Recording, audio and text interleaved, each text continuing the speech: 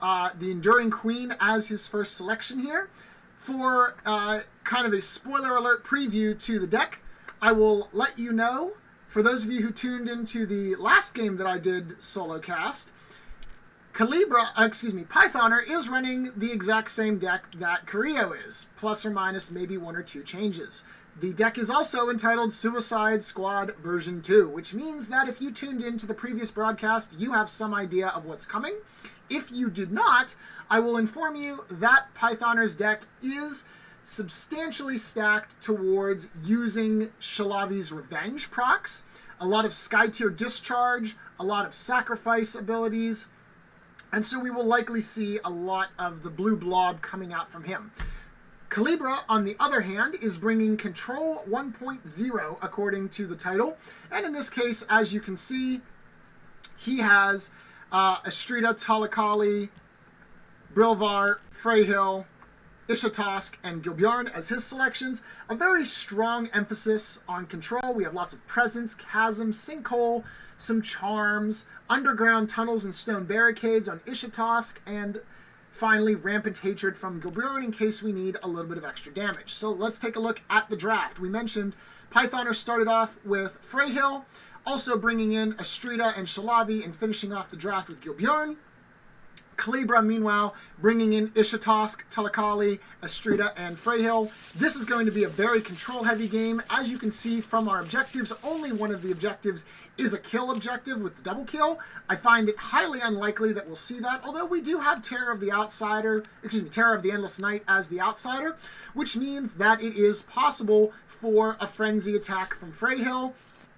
Both players have drafted Freyhill, which means double piercing attacks, possibly if someone gets low by other means. However, I suspect that this will be either a Right Breach game, a Sky Tier Master game, or potentially the Nexus Destruction. Though with Right Breach on the playing field, that seems that Nexus Breach is unlikely to occur. So we'll see what happens here. I suspect that we'll see a lot of kind of our standard control plays. I suspect the Dome will be under heavy contention here. Again, let's reference what the Terror of the Endless Night is capable of. Nightmarish Roar allows you to cripple up to three heroes with slow, as well as push them. Very good, again, for a control game when you're trying to reposition enemy heroes.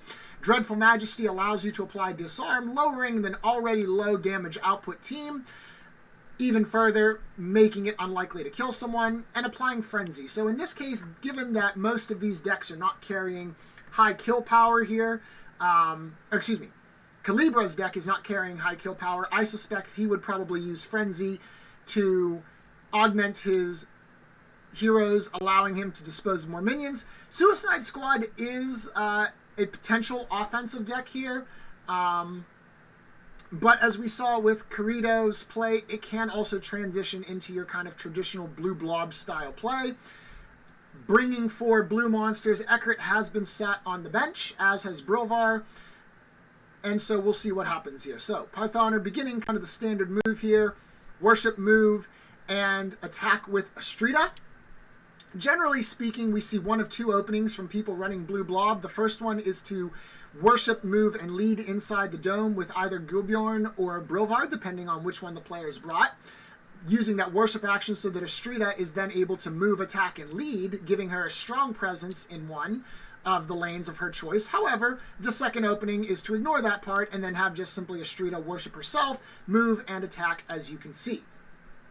Sacrificing 2 hit points then from Astrida allows a third minion to spawn, and giving a strong presence for Pythoner in lane 1, the right lane from our perspective.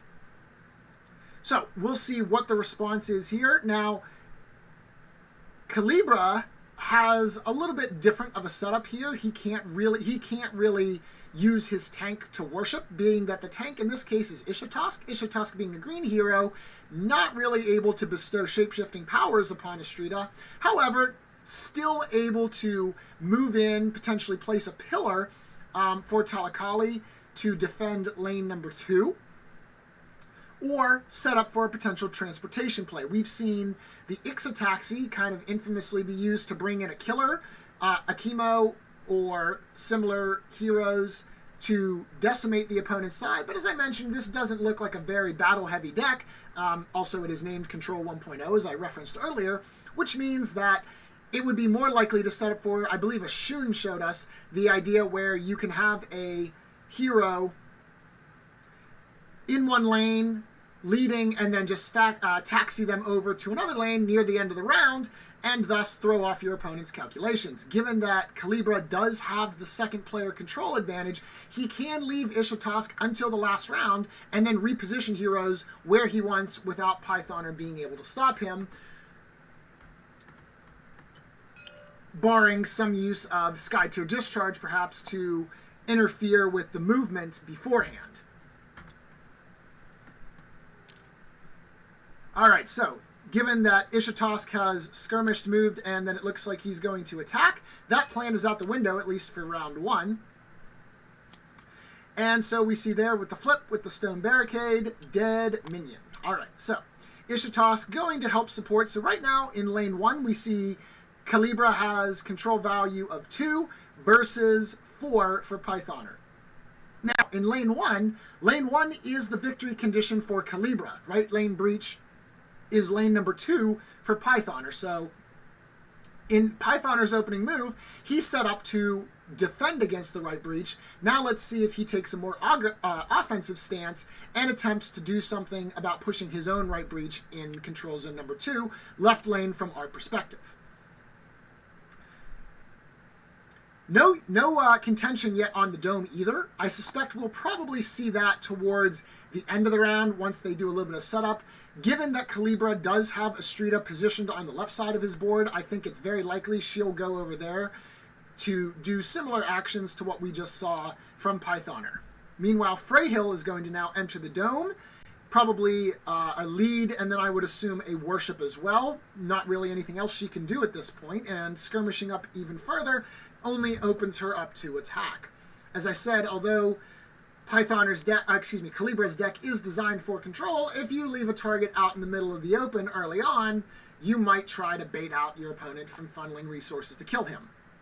So we see a lead from hand and the worship action as well, shapeshifting Freyhill there and giving her that piercing effect. So what I suspect is likely is that a Sky Tier Discharge or 2 might be in Pythoner's hands. If you play that through Freyhill, because she is now shapeshifted, she'll deal piercing damage. That's going to dissuade anybody from trying to go and contest the dome. Let's see what happens here. It looks like Kalibra is going to move his own Freyhill, worship Astrida. Okay, so this is kind of the alternate approach that I mentioned, since he doesn't have the ability to worship with his tank. He'll just use Freyhill instead. She's going to send her into the dome. At this point, doesn't look like we have any cards to be played. Let's try to get that there a little bit just so we can see any cards being played without zooming too far out of the action. And a lead from hand as well. So assuming that both of those cards are 3 mana leads from the hand, right now we have a push in the dome. We won't be seeing any tokens gained towards Sky Tier Master, nor will we see the Terror of the Endless Night rampaging freely upon the map. Now, that being said, we still have half a round to go. Astrida for Kalibra may, given that she's now worshipped, she may choose to move, attack, and skirmish after spawning minions in Control Zone 2 into the dome to give added pressure there as the final move. She may also choose to lead in order to try and give a more overwhelming presence in Control Zone 2. Both of those options are available for Kalibra, so we'll see what he has in store at that point. He does have a Bewitch and several presences, but unfortunately, due to the fact that he does not have control of the Flux, he is unable to play either of those during round 1. Meanwhile, let's see, Pythoner does have the Flux. We could potentially see a... well, Charm doesn't really help us out here. We do have some Nourishes and Sacrifices. Doesn't seem to be very useful here. None of his... heroes are adjacent to Kalibra at this point. Now Gilbjorn is adjacent here. So we see that Gilbjorn is now a possible candidate for playing a sacrifice card. We see the move, we see the skirmish. Come on. Sacrifice on Gilbjorn. Hill, Frey Hill. None of that? Nope, that seems a little bit risky. Generally speaking, you want to use the sacrifice card on Freyhill, given that when she is shapeshifted, she's then able to damage the enemy hero. And in this case, because Freyhill is max HP, using the heal from Gilbjorn on Freyhill wouldn't really be an efficient use of the card. However, I thought there might be a bit of an... Oh, okay. We're not going to worry about what Gilbjorn's doing anymore because Astrida is actually playing against my expectations. She has gone ahead and attacked. There's one of the Rampant Hatreds in the deck, eliminating the minion there, and now spawning the minion for the blue side. So, in this situation, now Kalibra has advantage 4-2 in the control zone 1, and that is his right lane breach. Obviously, we aren't able to target the tower on round 1 here. However, starting in round 2, that token will be within range unless Python does something to react. Now, Shalavi... Oh, and a lead from hand. Okay, so we're going to take a look here at Kalibra's deck. There are a lot of +3s in this deck. I'm going to do a quick count here. I have 3, 6, and 9. So not including the ultimates. Well, including the ultimates, I should say there are a total of 12 3-mana cards in Kalibra's deck. We did see the Rampant Hatred just flipped right there. Nevertheless, still a number to go. And so, very likely, both of those are 3-mana leads. So, unless Shalavi comes in with a response and a lead response as well, that control token is going right against the tower at the end of the round, which means that Kalibra is going to be in a strong position to win through right breach starting in lane 2. Excuse me, starting in round 2. Now, the trade-off of this, of course, as we can see on the board right now, is there are 2 heroes inside the dome for Pythoner, which means there is a possibility of dome control becoming an issue and the Terror of the Endless Night somehow spoiling Kalibra's plans. As we mentioned before, Terror of the Endless Night does allow a push, does allow for Frenzy, which would allow Pythoner a little bit of extra clearing power to potentially stave off that, that potential right lane breach in round 2. We'll see what Shalavi does here. Now, the other option, of course, again, send Tilakali into the dome. We see that Astrida has already led, so it seems that that would be kind of the very likely play. Although if Shalavi does go in here, that's going to guarantee... Okay, she's going to go ahead and move out then. So Shalavi, Pythoner realizes that Shalavi needs to go over there if we don't want that control token to be smack up against the tower. So we have a lead from hand. And again, just as a reminder, so I can tally up the math here, we have Freyhill, Gilbjorn, Astrida, Shalavi. So including ultimates, we have 1, 5, 8, 9, 10, 11, it looks like. 12. Okay. We have 12 possible 4-mana cards in the deck. Excuse me, 13. I missed one. Sorry about that. We have 13 3-mana cards in Pythoner's deck, which means that both of those are likely +3s as well. So, in this case, the question becomes, does Tilakali go into the dome to force the push? I think that you have to do this as Kalibra. Given that Shalavi has led in Control Zone 1, you're not going to get an outstanding push there. You will, okay, never mind then. Kalibra does, of course, know better than me, so what I have to say clearly doesn't matter. Now, the worship there, very good, setting that up for round 2. So Kalibra realizes that in round 2, he is going to have a Control Zone advantage. He wants that pillar placed before the movement occurs, so that way Pythoner is not able to damage the minions next round. Given in this situation then, we have the move, worship, and attack. Pythoner is going to win control of the dome and 1 point towards Sky Tier Master.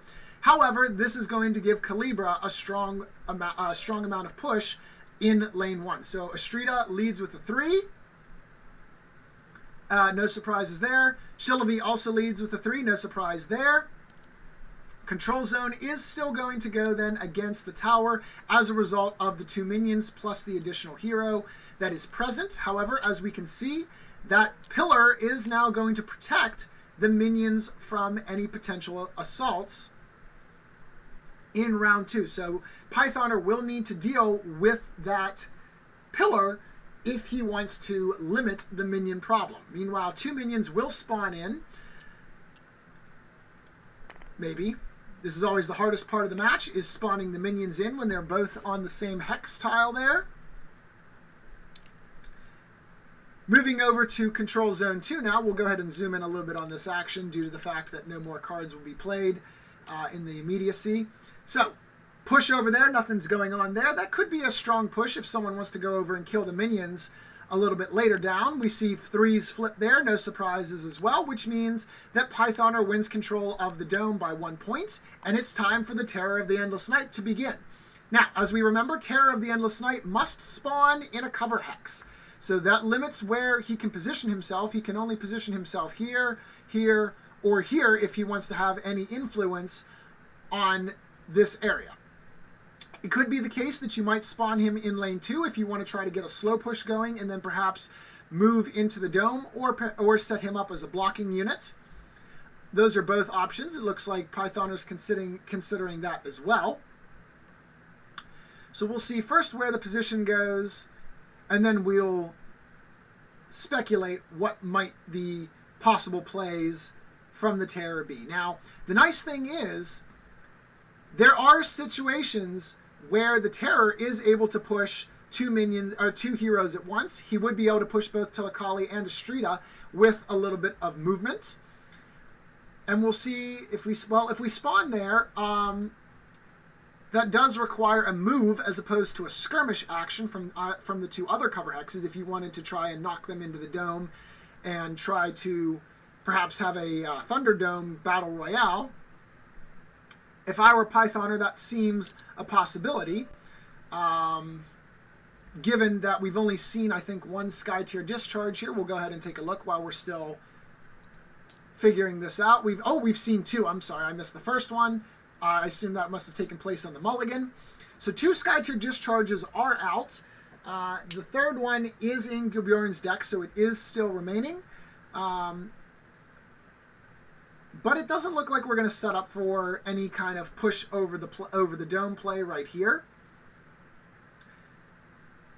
Pythoner's still deciding where exactly to spawn it. I think that in either that cover hex or the cover hex that is down below Ishitosk as opposed to being directly right of him would be more optimal. That allows you to at least try and skirmish damage. Obviously, that's not what we're going for, however. So, we're going to place the Terror of the Endless Night adjacent to Ishitosk. So let's see now what our options for special abilities are.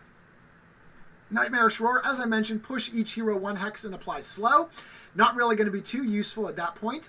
You can also apply Disarm by moving the target hero adjacent to the Terror of the Endless Night. So it's also possible to reposition heroes, move them out of the influence of the control zone without potentially a move and a skirmish, depending on where the Terror ends up. And then finally applying Frenzy to a target hero as well. So, moving in there, I'm not sure what the plan is here. I assume that he's going to give Shillavi Frenzy. That would make sense. But I feel like this is a waste of the Terror's abilities. So we do see the Frenzy come out. So we've seen a move. We've seen the Bloodlust passive. Is he going to attempt to attack a minion, perhaps? I think that's the only thing that you can do at this point from his position. Unless you want to drag someone over there, but that seems to be... Okay, we're going to attack and destroy the pillar. That makes perfect sense. All right, so the pillar is now gone, which means that those 4 minions are vulnerable. That makes a good play. Okay, I'll agree with that play. That does make some sense, because now Shillavi, if she shapeshifts, is able to use her passive abilities to kill off a minion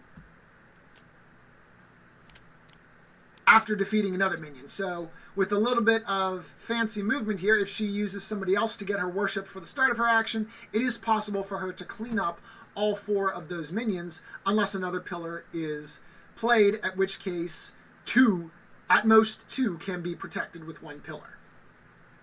Because we are unable to spawn pillars in hexes that already have miniatures in them, whether those be a hero or a minion.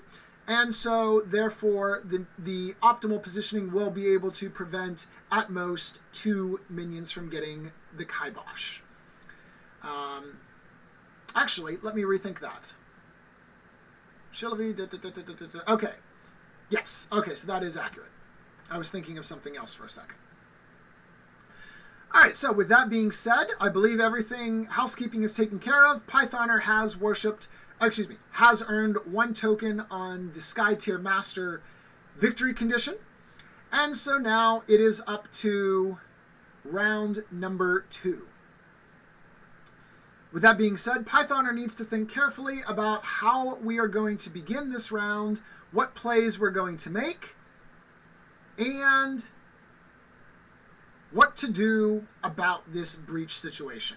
As of right now, with the Astrida still going full power for Kalibra, it is very likely that we will see attack spawn a minion from both Astridas during this round, so that will kind of neutralize out. But it is also reasonably possible as well that Kalibra is just going to transfer some units from the left side of the map to the right side of the map. We did see that there is an underground tunnels card. Freyhill is in position to move over to that lane, provide some support, and send minions over to the right lane.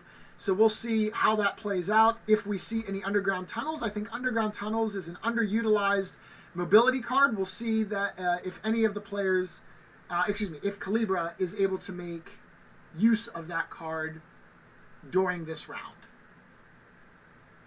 So Python are going to go ahead with the worship. The active hero is, of course, Gilbjorn, so he's going to worship on Shillavi. Remember, of course, that one of the things that makes the blue blob so powerful is the fact that worshiping and most of the passive abilities are within 3 as opposed to line of sight. All right, we've got a flux coming. So what do we have? We have Rampant Hatred. Quite possibly one of the best cards to play on Gilbjorn. Let's refresh ourselves about Gilbjorn being given +1 skirmish damage with each friendly shapeshifted hero within 3 hexes. So right now we have 1, 2, 3, so that's a +3 on the skirmish damage there. Rampant Hatred also gives you +1 skirmish damage for each friendly hero in the line of sight. That's 1, 2, so that's a +5 skirmish damage. And oh my god, that's a +3 on the flip. So Gilbjorn has +5 on the skirmish damage from both his passive and the Rampant Hatred, and a +3 on the flip. Plus, Gilbjorn's skirmish damage is an AoE effect, which means he is able to attack from inside the dome and hit this AoE right here. I'm not sure exactly how it's targeted, but in either case, both Telekali and Astrida have been caught in it. And this is very important because Kalibra is going to be using both of their HP pools as a resource to spawn and defend minions. Dealing 7 damage to each of them significantly hampers that ability. Both of them are still able to make their sacrificial plays as of right now. However, it is a little bit less likely. Now, we see the Nourish coming out to restore Astrida's HP by 3. I like that. That makes perfect sense. Astrida's back into double digits. It prevents a potential assassination play. We now see the second skirmish attack coming through on the flip. And this time we only had a +1. However, that is still going to be 5 damage to each of them. So now Telekali and Astrida are in critical HP. And once again, I may be incorrect. I said that we were not going to see double kill. Both of those are currently now set up for a potential double kill once Shillavi activates. Shillavi has Frenzy, does not have a disarm on her. At this point, with 2 good flips, this game is over via double kill for Pythoner unless Kalibra does something and does something quickly. Now, Freyhill might go just to soften up Astrida a little bit more and make it more of a guarantee. I'm going to go ahead and take a look here at Kalibra's deck. Now, we do have... no, we do not have Charms in this deck. That is unfortunate for Kalibra. Brilvar was holding the Charms, and Brilvar was sat down on the bench this time. So Kalibra could potentially still nourish and sacrifice to heal this problem away. However, stone barricades to work as a blocking element are about the only thing that I can see working. We also have some safeguards. That's useful for minions. We have some sinkholes and chasms. Those are both 3 mana cost. It's only round 2.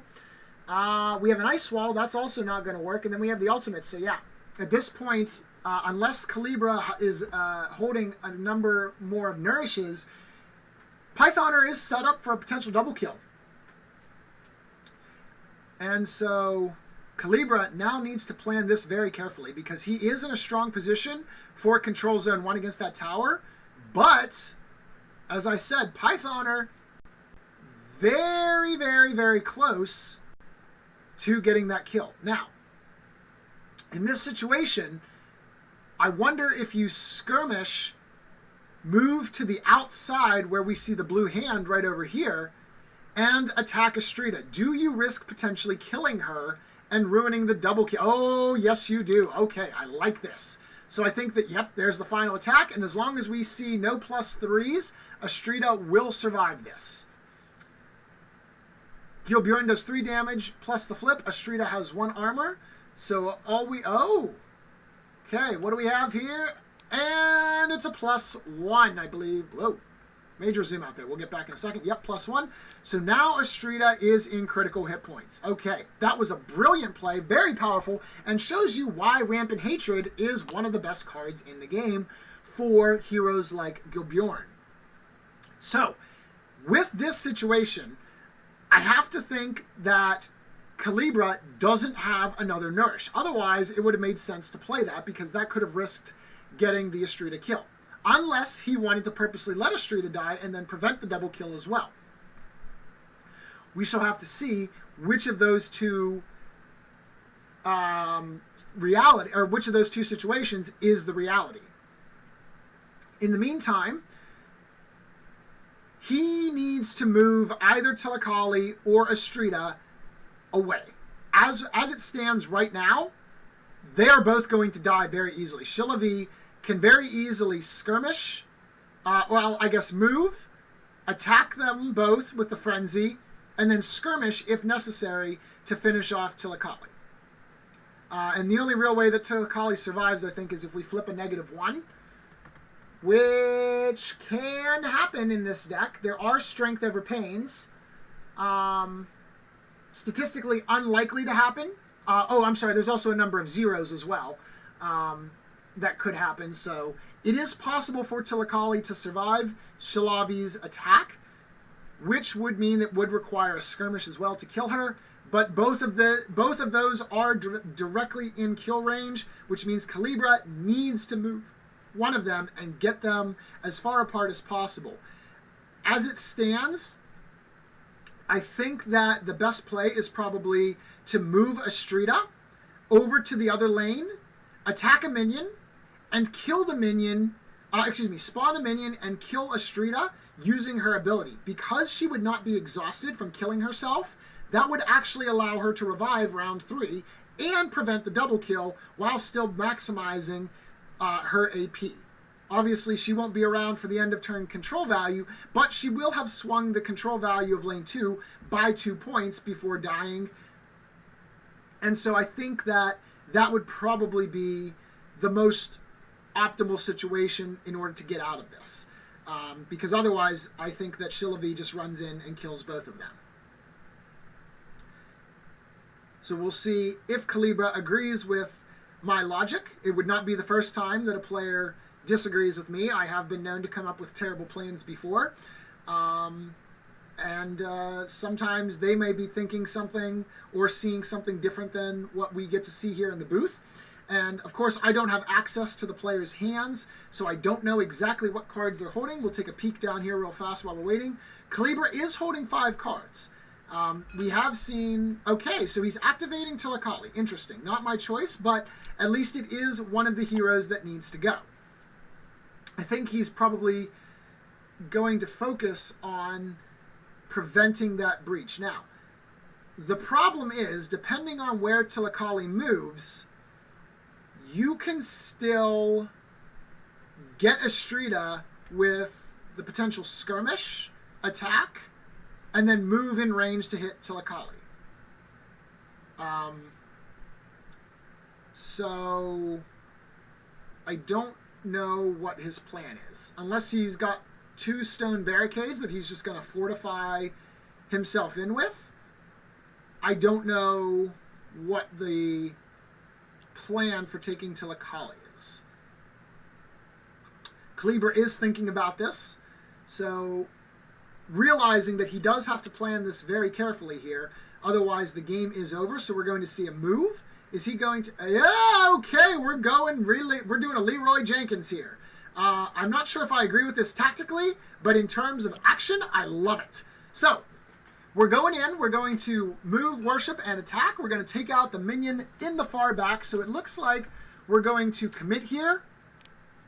The minion will go ahead and die, and that will end Tilakali's turn. Now, if Pythoner does this correctly, and if there's no weird surprise that I'm not seeing here from Kalibra, if he's not kind of holding surprise nourish, why are you using Freyhill?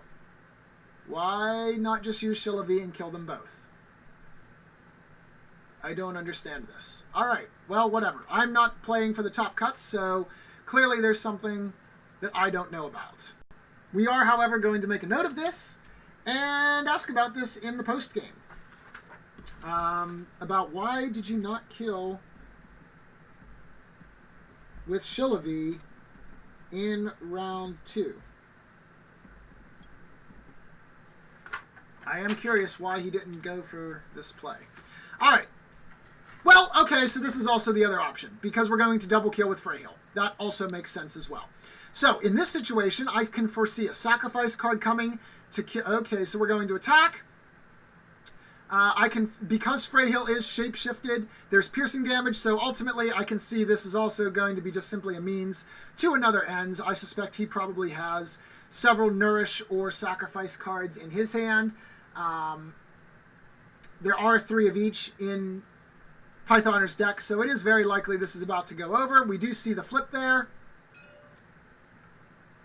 That is a +1 on the flip, which means that Freyhill is going to deal a total of 3 damage to whoever she hit. I don't know who she targeted. It was Tilakali. So both of them very low on HP, which means that as long as he's holding at least one of those cards, this game is going to end unless Kalibra responds in some way. Because the Nourish or Sacrifice and the Skirmish will end this game. And I don't see any cards being played right now. So we just kind of have to sit here and think about this for a moment. We're thinking. I wonder if he was banking on the Tilakali kill and then going for the Skirmish kill on Astrida. So clearly in this case we're going for the Skirmish. It does make sense to... Okay, well, there's Tilakali dead. That would have been a very useful flip the last round, because that would have killed Tilakali, so she's dead. That's 1 unit for the kill. Now, with 2 cards drawn, Freyhill just needs any kind of healing card, and there it is. Strength Over Pain. Okay, close enough. So Strength Over Pain applies Frenzy to the caster, losing 2 HP, so I assume we're going to kill via the Revenge proc. We are within range 3 of Shillavi, which means we can go for the flip. And so Shillavi's Revenge here does do 1 plus a flip to the target adjacent hero, which is Astrida. Unless Kalibra has a response here, this game is now over. It does not look like he does. So we're going to target her. I'm not sure if this is with the attack or with the Revenge proc. But in either case, Astrida does die here. That is game over. That is double kill right there. Oops. Pinged the wrong one. Double kill. Okay. That was awesome. So, ultimately, it did lead to the same thing. It was not a Shillavi kill. It was a Freyhill kill. But nevertheless, still a really fast, really fun game there. So, once again, I am pleasantly proved wrong. We had 2 decks that were possible controlling here. As we saw, Suicide Squad, very, very versatile here. It can control, as Karita demonstrated, but it is, in fact, named Suicide Squad for a reason. It does bring out some aggression, so despite the fact that I thought we weren't going to see a double kill in this game, we saw a double kill in this game, which I'm very happy about. So, with that being said, let's go ahead and hop into the Discord and talk with our players for the great game. GG's, gentlemen! Ainda não consegui jogar Fall Guys com você. Thanks, man. Oh, that skirmish though. That was huge. Yeah, no. When I realized that I was going into turn 2 with the ability to get off that what is it called? The rampant hatred. I was like, this, and it took me a second to realize that, oh wait, there's 2 heroes that don't have a ton of health and don't have a ton of armor that are within striking range. I was like, oh, this could be good. Oh yes. And flipping the +3 there obviously was huge. Yes. And then after that, I was just like, I might as well, like, even if it puts Galbjorn out of position otherwise, at that point I was like, I think I've got a really good shot of going for double kill. So right. That's why I moved him like way off to the corner just to hit Astrida with the attack to get her as low as possible. Yes. Left in my hand, I still had, so I had the Strength Over Pain that I cast, which the Revenge of which killed Astrida. Yes. But if that hadn't killed her, there was the attack, and then I had the option of another sacrifice or one of 2 nourishes. So she was dead regardless. Yeah, I would have, and the main reason for holding is for not going for the nourish or the sacrifice, which was, another, way to kill him, was I just a little slightly afraid of charm. Sure. Even though that would have, and obviously Strength Over Pain was also just, assuming that nothing happens to the frenzy, right, or anything, the attack, should be enough to kill anyway. Right. So, well, spoiler alert, you didn't have to worry about charm. That was then one of the heroes that was benched. Yeah. Charm is like, charm and exhaustion are like my least favorite cards to see someone playing against this kind of deck, because it's just so brutal. Because when you are casting a sacrifice and you're expecting to lose 2, deal 4, and probably your revenge, and then it turns out you healed them 4, lost 2 of your own, and you don't get to revenge, is just absolutely brutal. Oh yeah, the HP swing there could be like especially 10.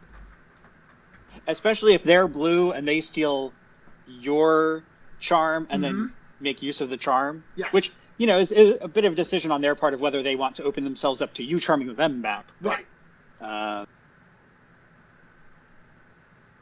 Well, it was funny because I was looking at the beginning and I'm like, this is probably going to be a control game. We're not likely to see double kill, so my money's going to be on Right Breach. And for the 12th game in a row, I've been totally wrong.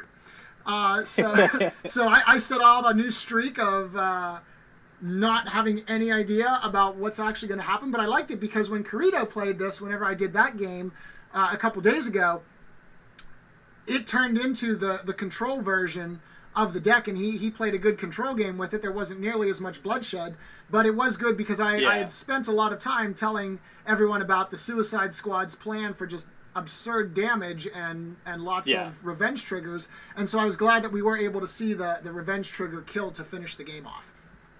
Yeah. At first I will admit that at first I was like, wait, why are you not just running Shillavi in and mauling? Oh, wait a minute. Yeah. Freyhill could probably just do the same thing anyways. Yeah, so my thought was I was more confident. Like Freyhill had more tools to secure the double kill because Freyhill has Strength Over Pain, Freyhill has Sacrifice, and everything. So Shillavi, the problem with Shillavi is I would have had it would have been much harder because she does more damage on a single attack. But there was like the attack had to kill, like a disarm might be problematic. Something like that. Whereas Freyhill has piercing and is ranged, and so she doesn't have to spend as many actions moving. That makes sense. That was one of the things too that I kind of considered to myself. I'm like, wait a minute. The reason I know that Shillavi would be able to be just fine with this is because I have all the informations. So he doesn't know what's all in the fair. deck right now, so that means he has to assume that like a Snowblind or whatever could come out and ruin it, or Through the Eyes or something, and could ruin that plan. Yeah. The other thing I was trying to be wary of was any kind of slide or something like that, which was why that was nice. I was able to position myself next to Estrida for revenge, but not adjacent to anyone with green. Gotcha. And I don't think there's any blue or yellow movement effects for 2. Right. Obviously things like Chasm, but not on 2 mana. This was part. Yep. So, one of the questions that I had for Kalibra then was, talk about the final placement there with the Tilakali and moving her, because I thought that you might move Estrida over to the right lane or even into the left lane, and use the sacrifice ability to drop the last 2 hit points and just kill her off to not only get her back turn 3, but also then prevent the double kill. So what made you choose Tilakali versus the Estrida on that one?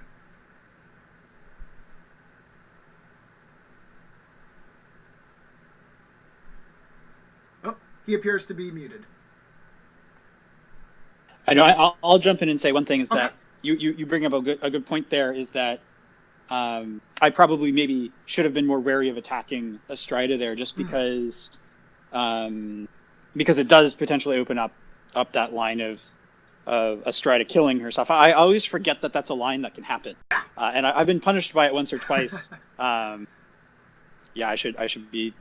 Yeah, so it might have been worth not going in for that last attack.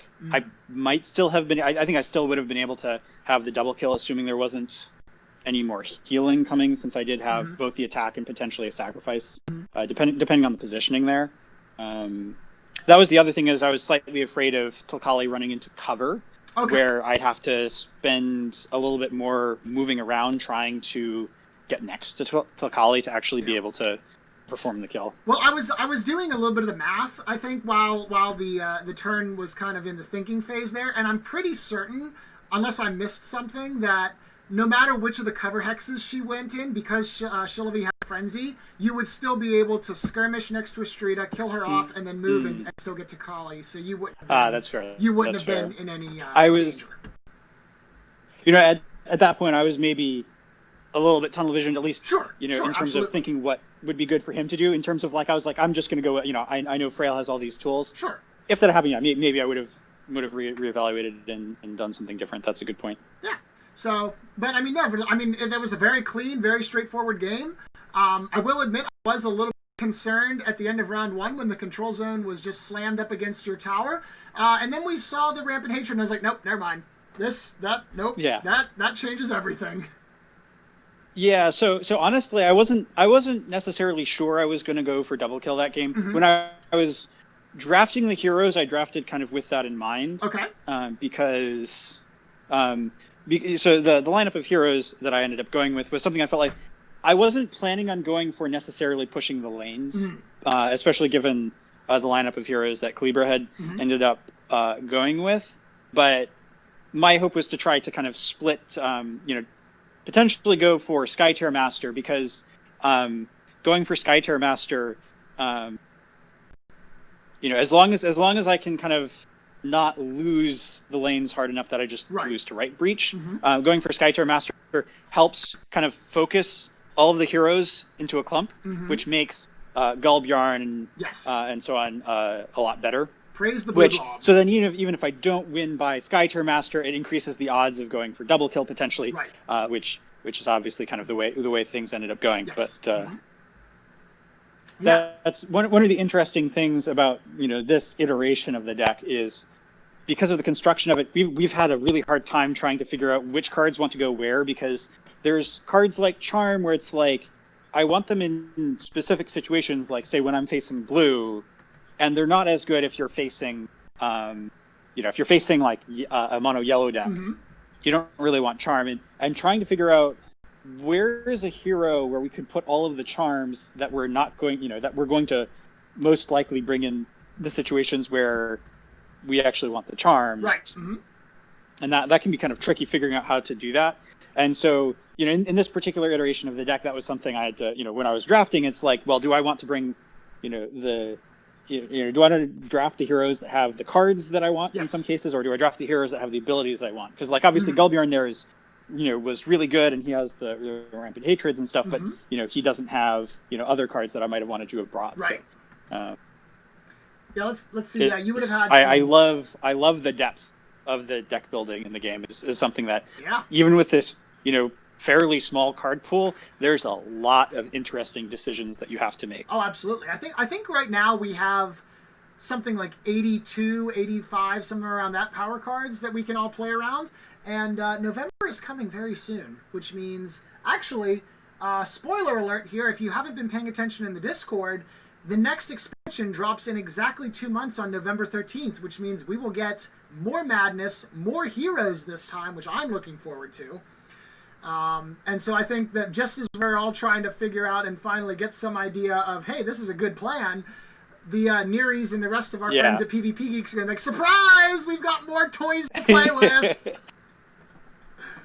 Yeah, no, that's, it'll definitely be really cool to see what new crazy things we come up with. And, like, obviously, even outside of new things, there's, obviously some, still some evolution in the rules in terms of testing new rules for the worship for green and for red, which I think hopefully that goes well, because I definitely feel like the red worship abilities often feel very lackluster. I agree with you. Especially early on in the game. Yes.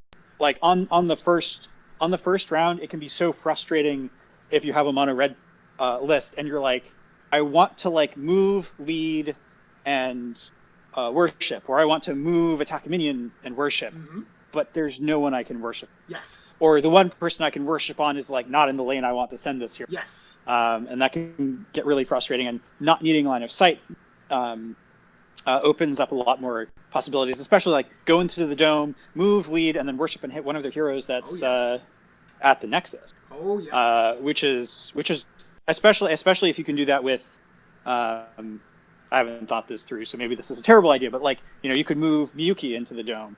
Oh god, I like and move lead worship and hit their strongest attacker, and make them not able to kind of retaliate against Miyuki so easily. That's true. Yeah, now I think that should hopefully go ahead, finish your thought. Hopefully open up some interesting lines. Yeah. I would always advise against running someone like her into the dome, but then again, I was also part of the team that ran Korhoff into the dome first round for the 2v2 tournament, so I can't really speak. Like I said, haven't thought it through, might not be the best idea, but it sounds interesting. Yep, that's why we test. All right, well, Indeed. This was fun. So thank you very much for the good game. Yeah, no, that was great. All right, well, thank you very much, everyone. Thanks for recording it. Yep. So my pleasure. So thank you very much, everyone, for watching for the video. Once again, Kalibra unfortunately did have some internet issues, so he wasn't able to join us for the post-game interview. But thank you to both him and Pythoner6 for the great game. I am the Commander, and I will see you guys on the next tour of duty. Have a good evening.